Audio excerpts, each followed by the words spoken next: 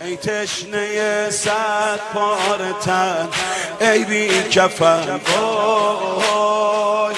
سورہ جمعہ میں پروردگار عالم نے اپنے حبیب کو کہا کہ ان کو کہو یا ایھا الذین ھادوا ان زعمتم انکم اولیاء للہ من دون الناس فتمنوا الموت. اگر تم دعویٰ کرتے ہو، اگر تم لوگ کہتے ہو کہ ہم خاصان خدا میں سے ہیں، خدا کے خاص بندے ہیں، تو خاص بندوں کی علامت ہے ان زعمتم انکم اولیاء للہ ہے، خدا کے بندو، تو فتمنوا الموت، موت کی آرزو تو کر کے دکھاؤ. اگر موت کی آرزو کرو تو تم واقعاً اولیاء الہی میں سے ہو، خاصان خدا میں سے ہو، لیکن جھوٹے ہو، کبھی بھی موت کی دعویٰ نہیں کرو گے. لیکن اصحاب حسینی خاصت اللہ ہے. یہ جو قرآن کہتا ہے نا خاصت اللہ، وہ خاص ہونے کا دعویٰ کرتے تھے. خدا نے کہا کہ ان سے پوچھو اگر یہ واقعاً اولیاء ہے، خاص ہے، فتمنوا الموت. تو کربلا میں ہمیں یہ چیز دکھتی ہے.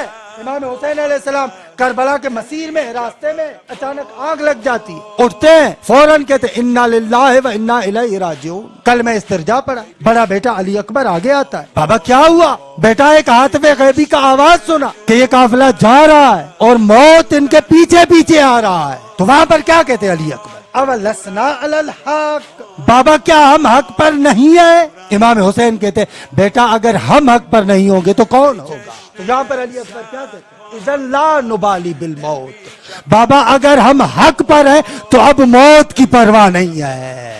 یہ خاصان خدا ہے. قرآن کہتا ہے خاصان خدا موت سے نہیں ڈرتے. لا نبالی بالموت، پھر موت سے کیا خوف ہے بابا؟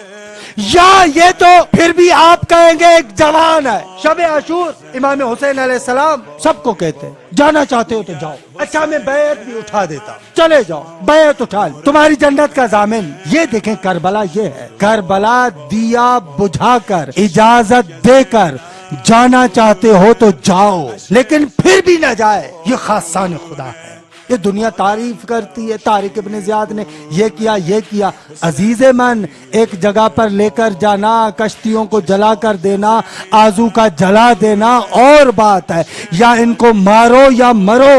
لیکن کربلا یہ نہیں ہے کہ کشتیوں کو جلا دیا جائے، نہ، راستہ کھول دیا جاتا ہے. اپنے اختیار سے آؤ. یا ایک تعبیر اسی زیارت کے اندر ہے چھٹے امام کی، انتم خیرت اللہ، چنا ہے خدا نے تم کو. ای کشته دور از وطن